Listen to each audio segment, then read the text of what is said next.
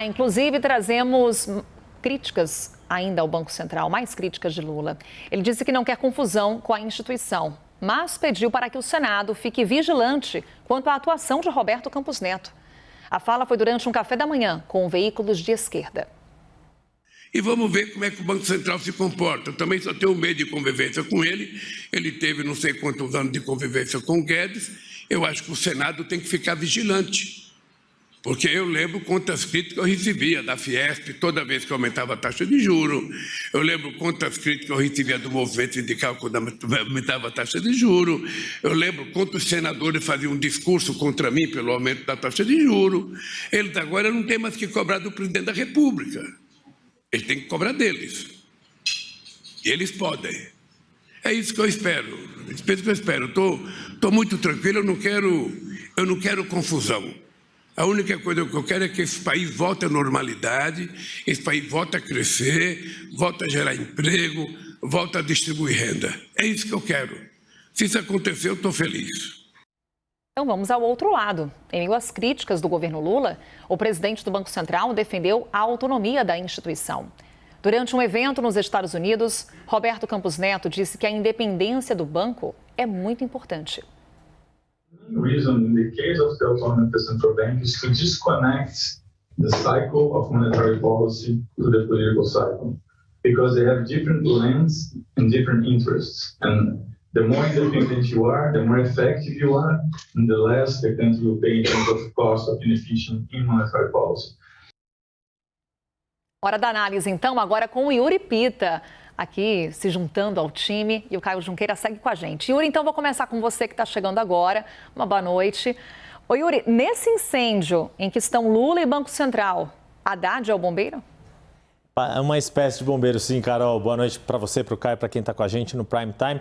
Se não necessariamente um bombeiro, mas sim, tem atuado ali como algodão entre os cristais e feito esse papel diplomático, digamos assim. Isso começou não hoje, mas ontem, e na verdade vem ao longo, desde o início do mandato, mas de forma pública. Ontem, Haddad já fez um primeiro gesto em direção ao Banco Central, ao dizer que o comunicado que motivou aquelas falas duras de Lula ontem, na posse do novo presidente do BNDES, não tinha sido generoso com as políticas que o Ministério da Fazenda já anunciou para tentar controlar as contas públicas, as contas do governo federal, o pacote de medidas. E aí veio a divulgação da ata hoje com 3 menções a esse pacote, pelo menos, diretas ao pacote fiscal anunciado por Haddad no mês de janeiro e que tenta dar um maior controle. Ou seja, do comunicado que falava em ainda elevadas incertezas sobre o cenário fiscal para uma ata do Copom que fala de ser alvissareiro ou de, não com essas palavras, mas de considerar positivo esse pacote de medidas para melhor controle fiscal das contas do governo, aí veio essa outra sinalização de hoje de Haddad de que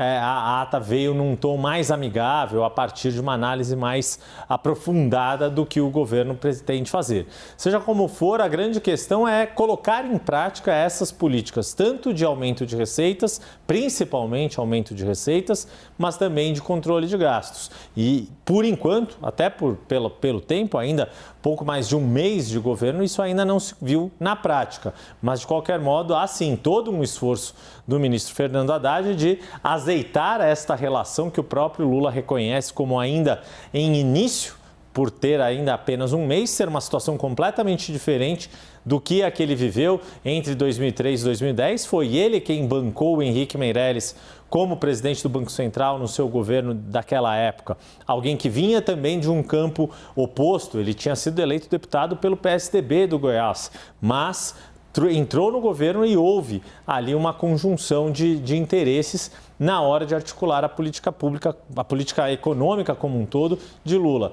Embora Lula tivesse a intenção de ter uma política voltada ao desenvolvimento, era importante que Henrique Meirelles, naquele momento, adotasse uma política monetária mais firme.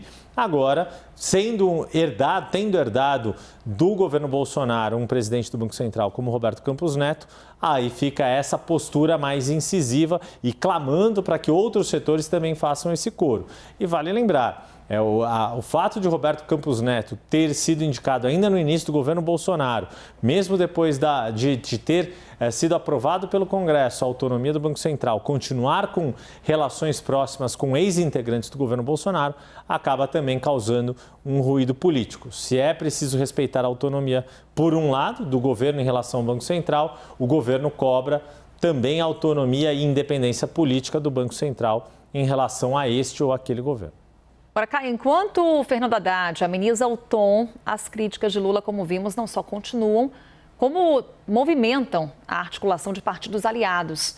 O que Roberto Campos Neto pode esperar, Caio? Bom, Carol, a gente sabe o que ele não pode esperar é que essa pressão política se encerre, principalmente vindo do campo político da esquerda. A gente tem que entender o governo Lula como um governo de frente ampla, foi assim que ele se elegeu, vendendo essa frente ampla. Chega no governo, essa frente ampla, ela é exercida e por diferentes atores. Você tem o campo político da esquerda, que hoje mesmo nós trouxemos aqui mais cedo, informação que está no site da CNN, um pedido da bancada do PSOL para que o Roberto Campos Neto vá até a Câmara dos Deputados prestar esclarecimentos sobre a política monetária. Esse pedido, por exemplo, ele tem o apoio do Partido dos Trabalhadores, que, por sua vez, é o partido, todo mundo sabe disso, do presidente Lula.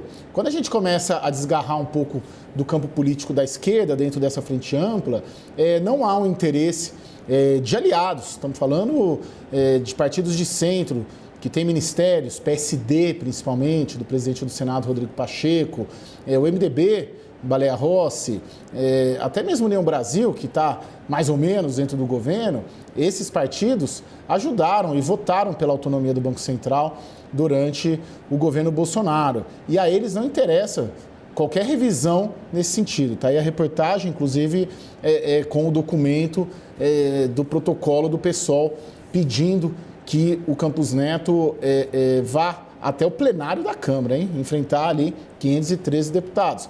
Mas isso, o que nós notamos, é claro, o presidente Lula tem muita força, é o presidente da República, pressionando o Banco Central e o presidente do Banco Central. Agora, quem pode mudar o status quo dessa situação, seja derrubando o Roberto Campos Neto, que há um mecanismo previsto na emenda constitucional aprovada para que ele caia, ou indicando os novos diretores, abre 2 vagas agora de diretores do Banco Central, agora em fevereiro, é o Senado Federal, é o Congresso Nacional. E não há nenhum sinal do Congresso e da base aliada de fazer eco a essas críticas do campo da esquerda, lideradas, claro, pelo presidente da República.